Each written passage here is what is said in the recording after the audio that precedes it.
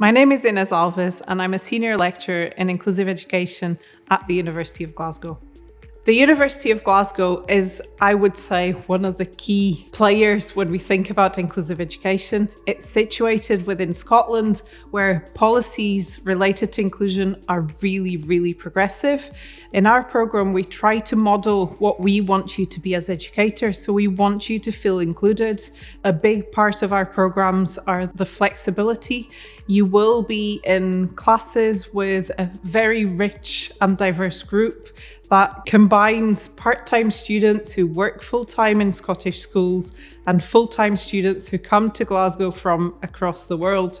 When you join us, we start by thinking about the concept of inclusion and what it means in different contexts and different parts of the world. We then think about our learners and the aspects of diversity that they bring to our classrooms and how our curriculum and how our pedagogies that we use can become more inclusive.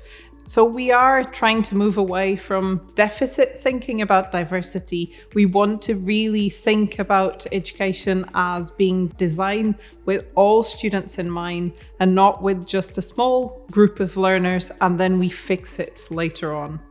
Throughout our courses, one of the key aspects that you will be thinking about is your practice, your experiences in the context you come from. We want you to critically engage with research. We want you to think and reflect about your own practice, but also to think about the context you are and will be working in terms of the policies and how they structure what you may be able to do. Some of our students have gone back to their countries and worked in schools, but also they have been working with policymakers to influence policy linked to inclusive education. Glasgow is a very friendly city, and by joining us and being a student here at the University of Glasgow, you will develop networks and connections that will stay with you long after you've finished your degree with us.